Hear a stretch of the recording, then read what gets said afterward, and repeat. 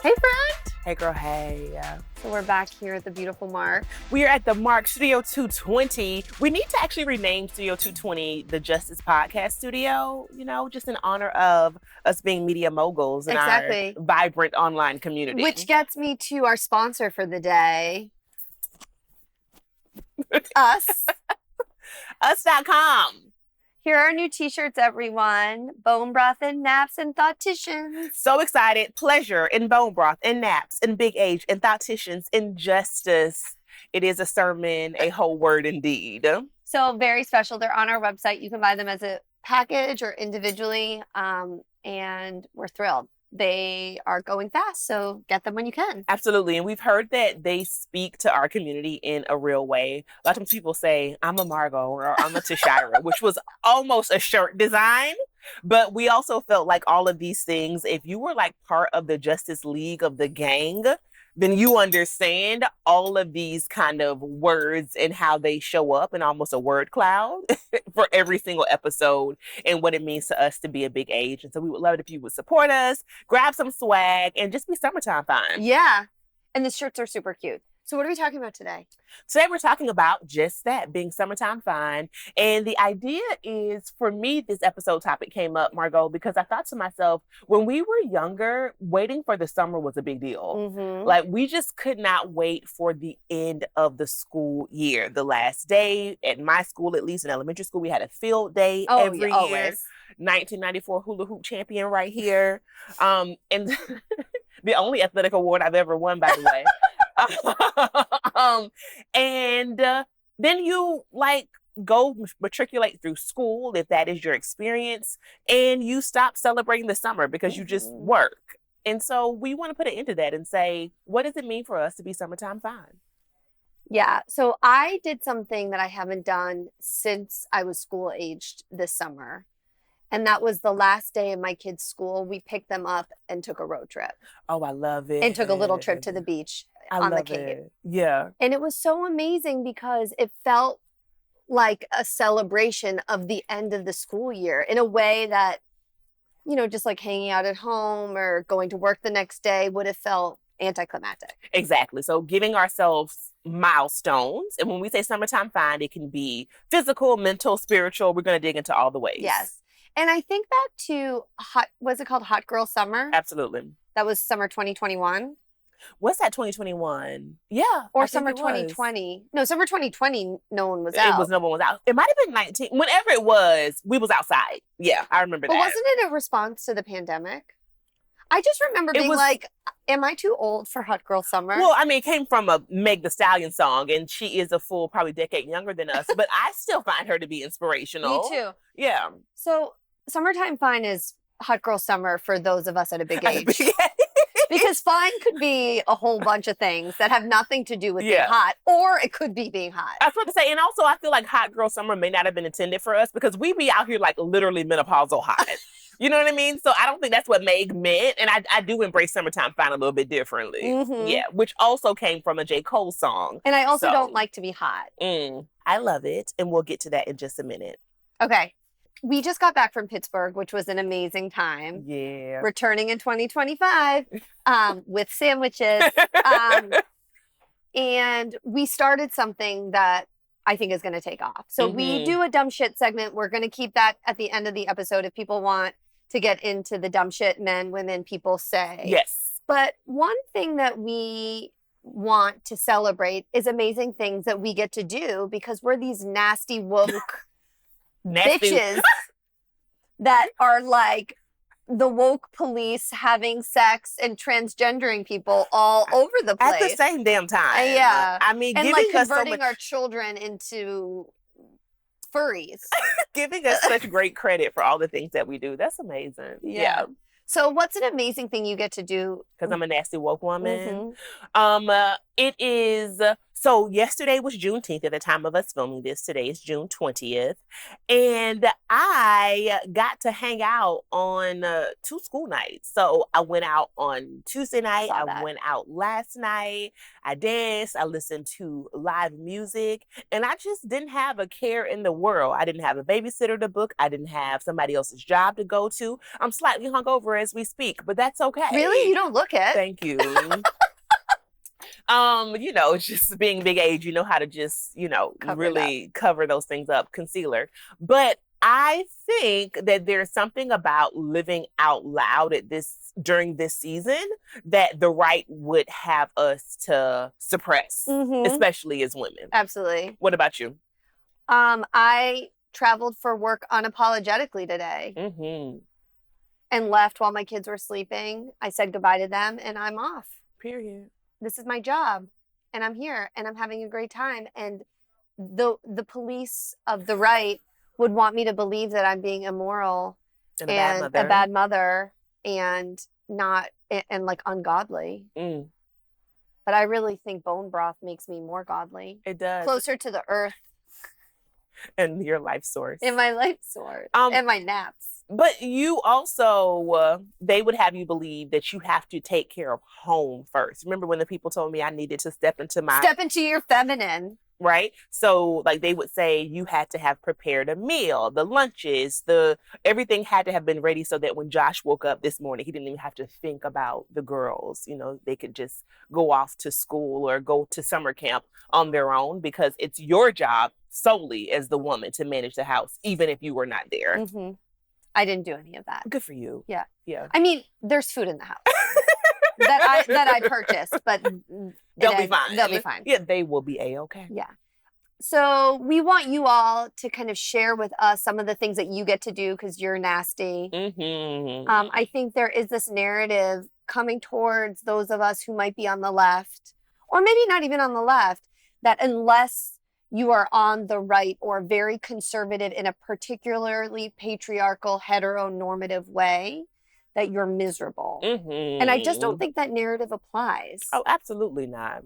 And I also want us to be able to normalize that there are people who don't think like us who are also happy, right? So this is not to condemn conservatism writ large. No, exactly. It's just there's something that the right has done that's extremely effective that has framed progressive women who maybe have chosen different life paths or who haven't been afforded certain life experiences as miserable. And I just don't think anyone is one thing. I think they're miserable people all over the place. They're happy people all over the place. And as we know, life is both for everyone. Every single person. Right? So joy, grief always go hand in hand. So no one is one thing. But I do think the narrative that wanting or having to work outside the home, therefore making you unlovable, unmarriageable, unable to be a mother, and therefore miserable is a narrative that just doesn't hold. It's not true, and it's just it's not applicable to most people. It is absolutely not. And in the converse, having a husband and making a casserole for dinner does not make you happy. Correct. Or like mixing muffins while you have 2 toddlers on your hip and rollers in your hair at the same time. So I mean, maybe it makes you happy, go for it, but that wouldn't make me happy. And that is A-okay. All right, let's get into summertime fine. What does that mean to you? So I was thinking about that, and it means so many different things. I think in general at this life stage for me, but also very presently in my life. Okay. So I was thinking about summer and like, what do you normally think about with summer, which is the sun and heat. And I was like, oh, this summer I am staying away from the sun because of skin cancer and wrinkles. And I don't like to be hot. So I'm going to be protected. Okay, great. SPF always. Period. I need to get some nicer hats. Okay. So I haven't quite found the right hat for me. And maybe some fans. Get those like electric handheld ones. Okay, we love that. So that's where I'm going to start. I'm going to start with comfort. And because you said that, Black People, we get skin cancer too. Melanin does not exempt you from the sun and its damages. Please wear sunscreen. Just PSA. Thank you. Love you. PSA ×2 for those of us adjacently in the wellness industry. It is important to wear SPF. Your body doesn't create its own natural barrier to the sun. Wait, people are saying that? Yes.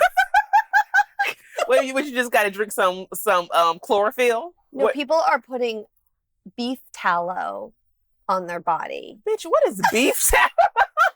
What? Like fat. Oh, okay. Wow. So your internet looks vastly different from mine, by the way. Fun stuff. Because you go so far left, you go right again. It's a circle. It's a circle of life. Wait. What does summertime find mean for you? I've started with comfort. Comfort. For me, it means leaning into the things that I used to love to do as a child. And so I told you before, but I don't know if I've shared it on the podcast, that growing up, we didn't have a lot of money. And so taking like real vacations wasn't a thing, but I didn't know that as a kid because our vacations included something really amazing, which was going to visit my grandmother's first cousin, so extended family on the east coast of Florida. So we were always close to a beach, a mango tree, a swap meet, just like fun experiences outside of our little small central Florida town. And we always had a family reunion as well. Amazing. And so for me, I want to spend time with family, with friends, and I want to be close to a beach. And I'm prioritizing all of those things for sure. I am taking not one, but 2 vacations this summer. I already went on vacation to US Virgin Islands. If you follow me on social, politics, and fashion, you may have seen that. And then back home for probably about a month, and I'm getting ready to now next go to Palm Springs, which we'll visit Joshua Tree while we're there, and also do like a family trip to Portland, Oregon. So outside with family, like low barrier, I think there's something around content creation that makes us think if it's not a trip to the Maldives, it's not life. It's not worthy of the experience. We've just, speaking about a circle, we've just gone way too far as curating these experiences for an online audience, to the point where for our annual family trip to celebrate my cousin's life, our vacation, I didn't vlog anything in real time, didn't post anything in real time. I really took time off the internet because I wanted to log back into real life and log off of the internet. We'll talk about that more later. I was going to say, maybe that's another part of what summertime fine is for you. Yeah. It certainly is for me. I'm trying to, okay, so. No, go ahead. I want to hear it.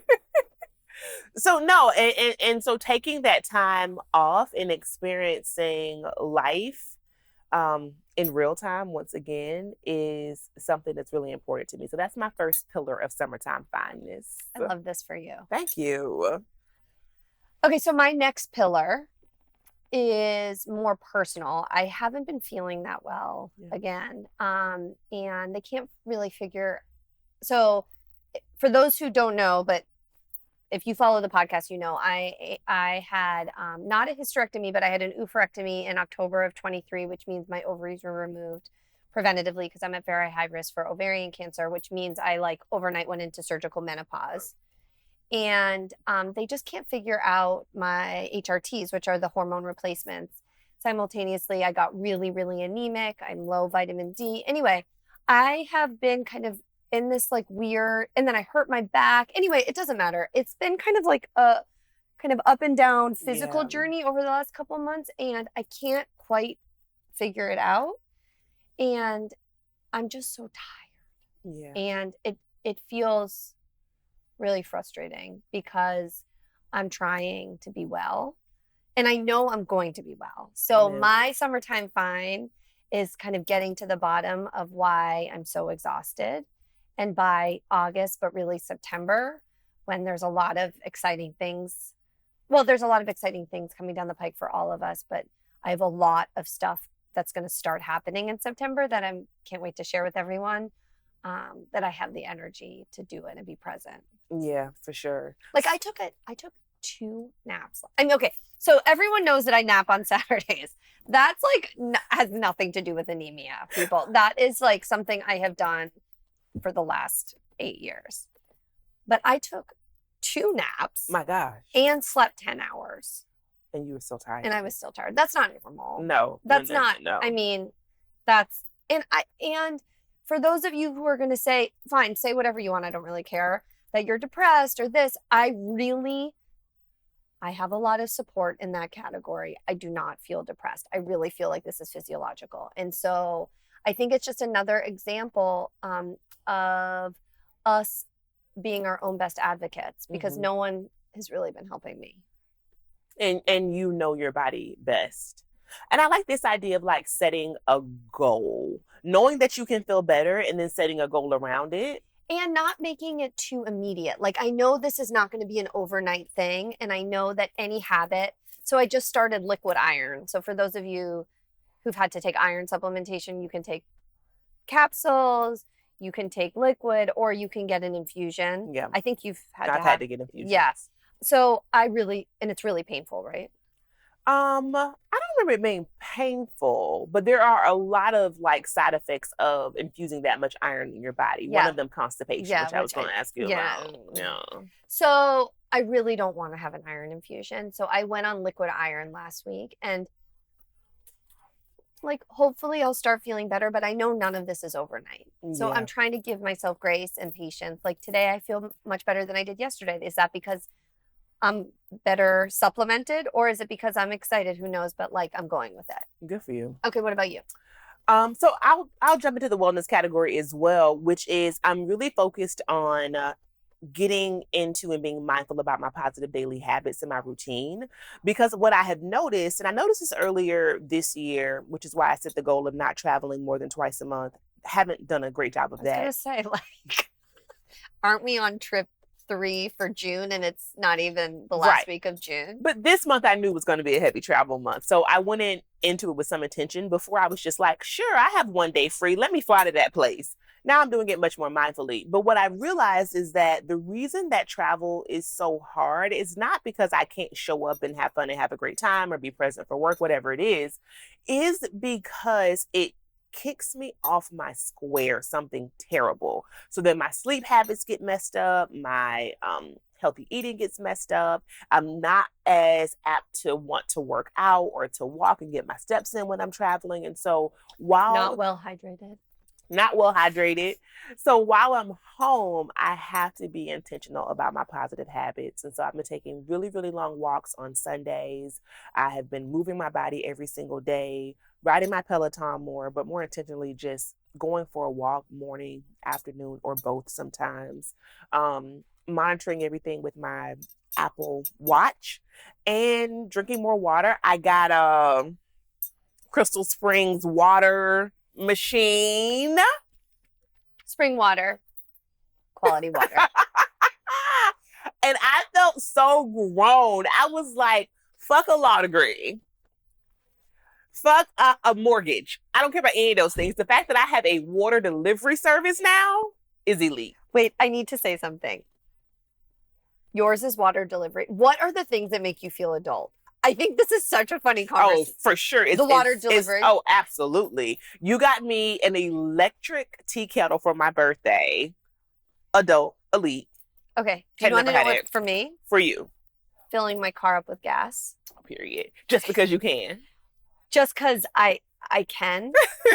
Going to the dry cleaner. Oh, period. Yeah.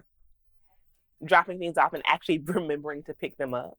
There are other weird things that I've been doing for a long time, but every time I'm like, good job. You are an elite employee. Yeah, you've been promoted.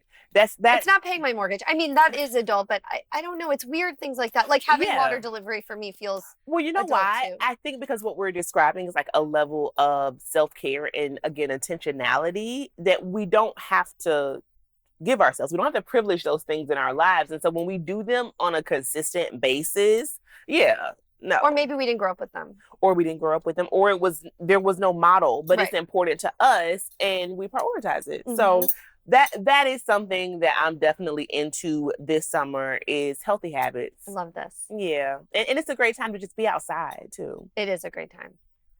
So what are you going to do differently this summer versus summers in the past? So something that I've really, similar to something you said, but I've really been incorporating, and I'm going to incorporate this summer as well, is I used to think that if stuff didn't just happen organically, it wasn't natural. Mm. So let me give you examples, right? So I, especially in the summer, because I was like, summer should be carefree, summer should be, I had these like preconceived notions of what I thought summer should be. I didn't want to make too many plans, which I still don't want to make too many plans. One thing that I have done as I'm trying to get my health to a place that I want is to be much more planful about, so, traveling to DC today. What did I bring? My coffee, my bone broth, Okay. my electrolytes. Okay. We need to put electrolytes on the next version of the show. But I used to think that being planful like that made me rigid or like disordered or over like OCD. And I would move that into planning for fun. Yeah. Especially with my family and with my partner. And so I'm being very intentional about planning things with my partner. Okay. We're going for the first time, and as long as I can remember, 2 nights away, just the two of us in the summer. Oh, I love it. We're going to P-Town. Have you ever been to P-Town? No, but I want to go. It's so gay. It's so gay. Oh, that'll be fun. But you know why I want to go? Why? Because you can take a boat from Boston. You don't need to drive. Oh. You can take like a ferry. Do you drive your car on the ferry or no? Like we can take the subway to the ferry. It's that close? Yeah, and then the ferry to P-Town. Oh yeah, I want to go. And we're staying in a QB&B. We're renting bikes. So excited. Similarly with my kids, I'm planning very specific things to do with them. And I think normally I'd be like, oh, it should just happen organically, and I just am in a place where I think part of it is my energy levels, but if I don't plan for it, it's just not going to happen. Plan for joy, people. Plan for joy. And if you don't know what brings you happiness, then go to blog.com and download the 21-Day Happiness Project, okay? Because we make plans for so many other things. Why would we not also plan for our happiness? And I think that for me, planning for rest is part of planning for joy. Mm-hmm. Right? So it doesn't have to necessarily be plans. It can be like, Saturday afternoons are you time, or Saturday afternoons are time you spend with your best friend, or Saturday afternoons are time you spend with your aunt. Whatever it is that brings you joy, plan for it, because it's not always just going to happen organically. So I'm hearing you say that summer is a good time for a number of reasons. Maybe it's just the season, or it's, I don't know, whatever it is that we have kind of metaphorically applied to summer. But it's a good time to just do a wellness reset, a reboot, and get off of autopilot in our lives. And I know for folks who have children who may be parenting alone, that may feel pretty hard, right? You have so many responsibilities this time of year because your children are not in school, but it doesn't make it impossible. And even if it involves you spending more planful time with your child, I think it is worth just taking a look at your life, surveying it, and figuring out what you can change in a time like this. Absolutely.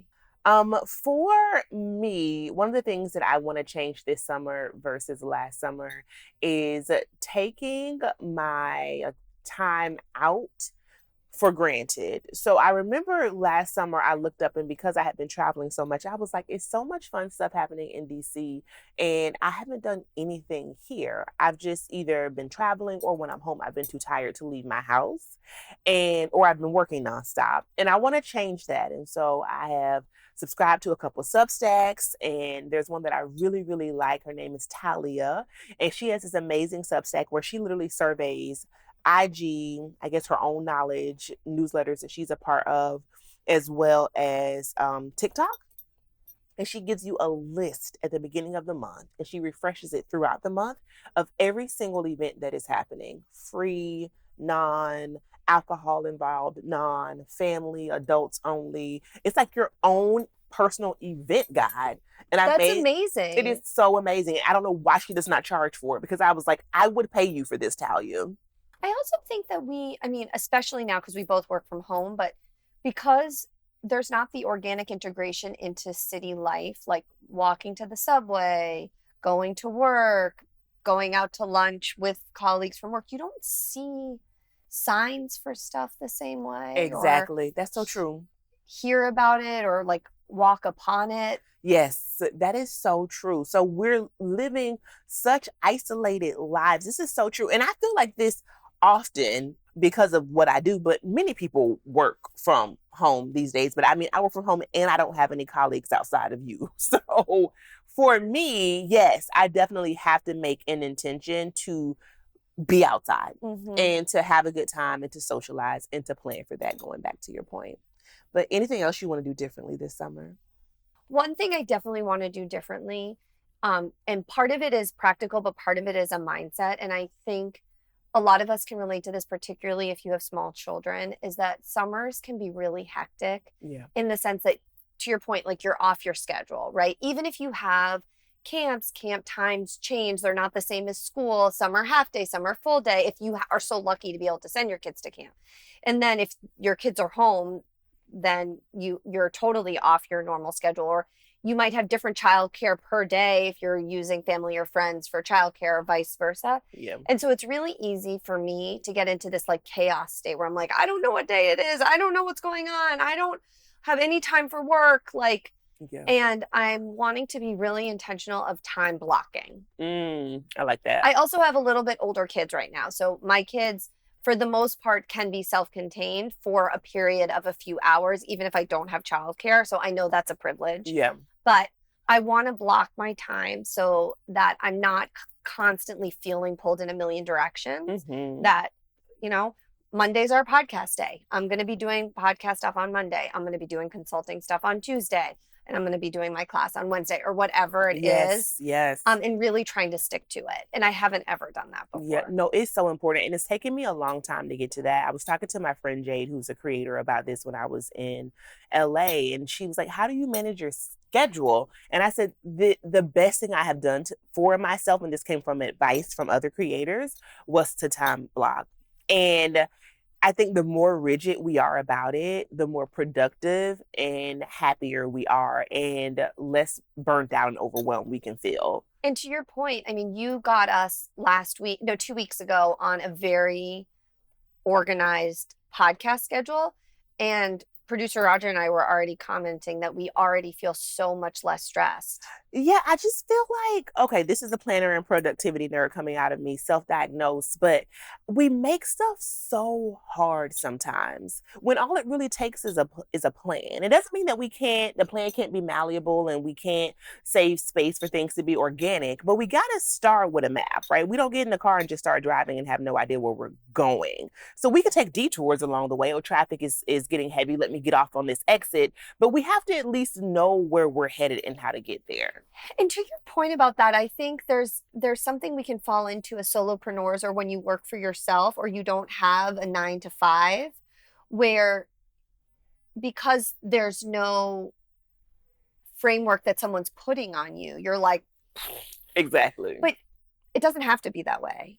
It doesn't have to be that way. And I think that that's one of the greatest gifts that we can give to ourselves. Like early on in our businesses, create what they would call SOPs. What is your standard operating procedure? What is the way that you create your deliverable, your work product from ideation to execution? What does that system flow look like for you? And put that into place, because it doesn't matter what you're doing every day. The system is probably going to be very similar, if not the exact same. I'm so grateful for you for that. Girl, thank you. But I've also had to learn it from a lot of high anxiety and burnout. And I think I'm finally at a point now where I can say, thank God that I am working my business and my business is not working me. And it's because of those like workflows. So good for you, friend. Oh. High five on that one. one. Thank you. What about you? I'm going to wear the things. I was going to say the same. Yeah, I'm going to wear the things. If you follow me over on YouTube, you probably noticed that I've been wearing a lot more dresses, a little bit, not a lot, more color. I've been kind of stepping into my feminine bag and feeling a little bit more girly lately. I've just been having a lot of fun with fashion, and primarily it's because summer is my favorite season. I actually love hot weather, being from Florida, no surprise. But I also really like summer fashion. Like I want to wear as little clothes as possible. So summer allows me to do that and to not be cold. Yeah, I have been enjoying getting dressed. Me too. And I don't think I was as intentional about that last year as I'm being this year. And traveling helps too, because you want to be excited about what you're putting out your suitcase, right? Totally. Yeah. I'm also going to wear the things. Good for you, friend. Another thing that I'm doing that I think is similar but a little bit different than something you said from the beginning of the episode is I'm revisiting places that brought me a lot of joy when I was little. I love that. So the trip that Josh and the girls and I took was a place I used to go with my grandma Marion all the time, my gom, her wedding ring.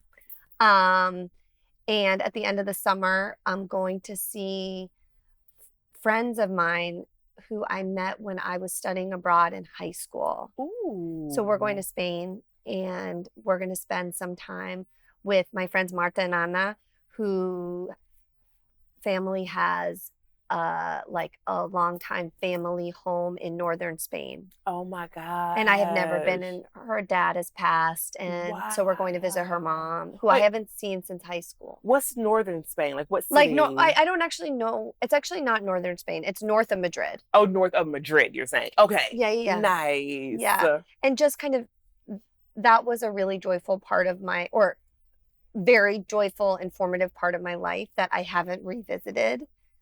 And I don't know why. Yeah, I mean, for many reasons, we don't. It's almost like we categorize our lives in these very militaristic way, like done with that, move on, next thing, now done. And it doesn't have to be that way. So good for you. Thank you. Yeah, just like weaving in and out of life experiences through time and through phases. I feel like that is probably the wisdom and the beauty of life, to be honest with you, being able to show up in any part, any season full of joy and love. So, and also when you're feeling a little lost, kind of revisiting things that have brought you joy in the past. Exactly.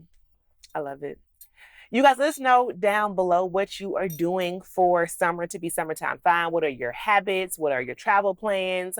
Who are you going to be with? Are you thoughting a little bit? What's your white toenail season plan? Like, how are you implementing the 4-part manifesto? We need to know down below. Each hoe reach one hoe. Each one teach one. Each hoe reach one. Each thought ally reach one. Okay? We need to know. And if we're adjacent or in our allyship phase, or in, as Tashira would say, my conservative phase. But, conservative is comparative, right? So are you sexually conservative compared to me? Obviously. How do you know that? Okay. That is an assumption. That is an assumption. I'm sorry, friend. But yes, I am. Okay. Yeah. But you compare it to someone else. But I'm not comparing myself to anyone else. No, but I'm just saying that the topic of conservatism is very subjective in that way. So are you blanketly conservative? Clearly not. No, but I like this alternate bot of me as conservative. Especially, yes. Given everything that we know. Yeah. But it's a joke, people. Thank you, people. So one of the things that we are really excited about, is that we are giving our community more ways to support us. And one of those is to be a monthly supporter, right? Yes. And this is really to do just that, just to support us, to offset our production costs. Our production costs are high because we are committed to providing high quality audio and video and a platform to engage with our audience. And so we've received a lot of thoughtful inquiries about how to best support us. And one of the ways is to become a $5 a month supporter. The other is to join our private community, which is a little bit more expensive. But it's $5 a month. You don't have to do anything. No logging in, no downloading an app. It is the best way, I think, to passively, so a super low barrier, to support us, and it pays great dividends, you all. A little investment to you means a lot to us. So Absolutely. please click the link down below and become a monthly supporter. Let's talk about dumb shit, because there's a dumb shit going on right now. I mean, it's so dumb, in fact, that it's terrifying, but we're not going to be scared because operating in fear gets us nowhere. We just have to say the dumb shit and analyze the dumb shit, and you have to read the dumb shit because I can't do it. Woo! Today's dumb shit comes from none other than Donald Trump, who said, "I've said this and I say it openly, and not a lot of people dispute it. I've done more for Black Americans than anybody, with the possible exception of Abraham Lincoln. Nobody has ever been close." Margo. He's so racist that the idea that he even can say something like that with a straight face affirms my hypothesis and all of our hypothesis that there's something deeply wrong with him because he's living in an alternate reality. Every policy he implemented, everything he said about Black and brown Americans, everything he did against immigrants, family separation, everything he said about slavery, everything he said about the disproportionate impact of police homicides, everything he ever did and showed, his cabinet. So the idea that he actually thinks he did anything positive for a huge segment of our country.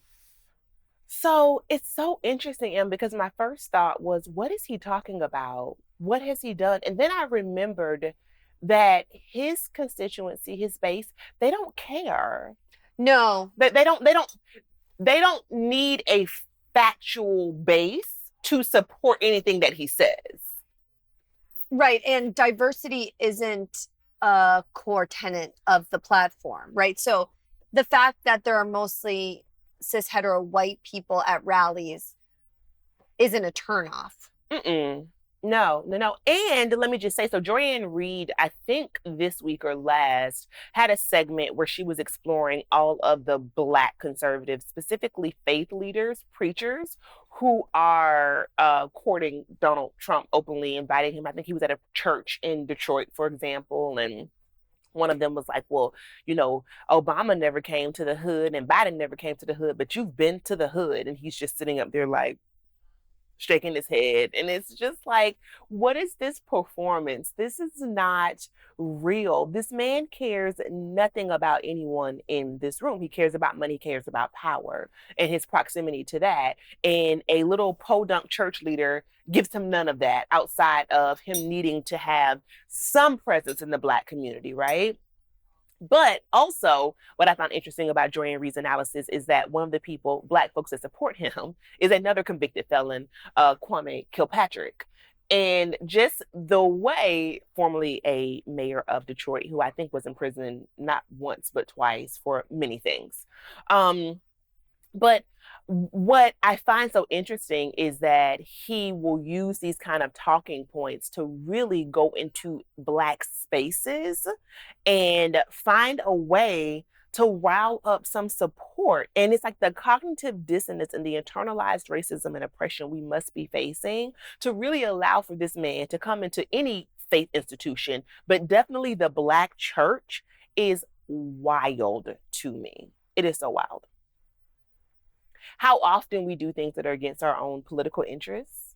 And I think he is a modern day example of that for women, for people of color, for people who sit at any marginalized intersection. To support this man demonstrates to me some internal conflict that you were dealing with outside of obviously just white supremacist values and tenets. Well, right. We know that he in no part won because of white women. Absolutely. Right. And we know how he feels about women.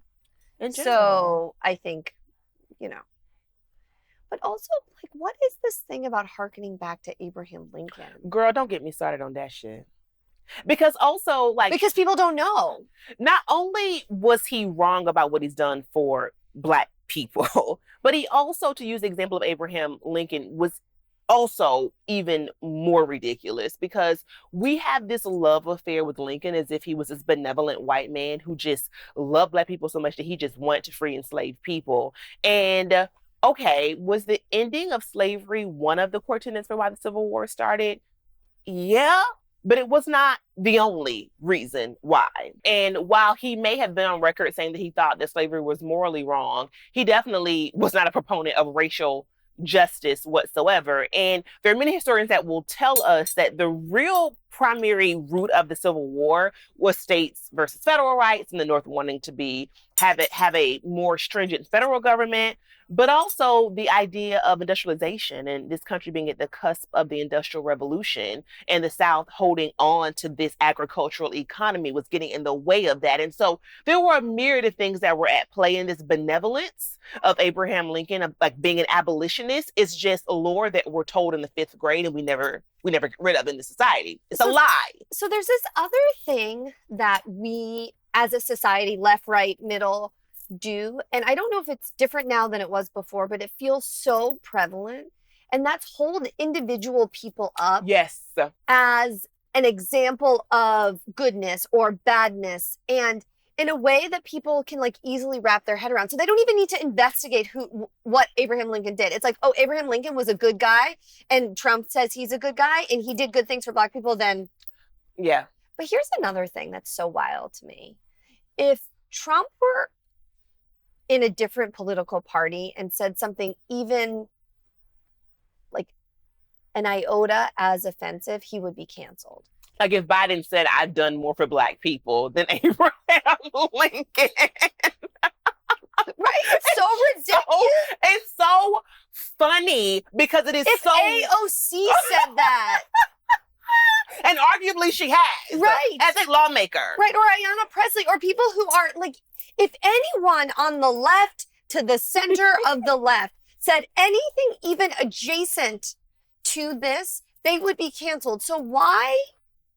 Well, you know why? I would argue because the more incredulous it is, the more political like points he actually receives. It's almost like it needs to be wild and ridiculous. But it's also like we're playing in two different ball games, because one side is just saying ridiculous shit that makes no sense, that's quasi illegal. Yeah.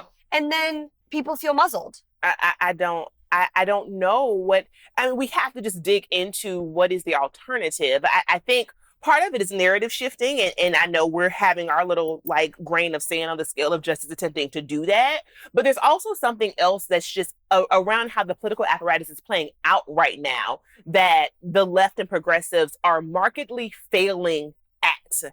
And I don't know how to right this wrong and turn this shit before November, but it's looking bleak. It's giving fascism, it's giving totalitarianism, it's giving democracy hell handbasket. It's going there quickly. And these types of talking points just, they unfortunately elucidate where we are in society. Also just how dumb we are. He's dumb. His examples are dumb. The people just the critical thinking and executive functioning, it is out the door right now. It really is.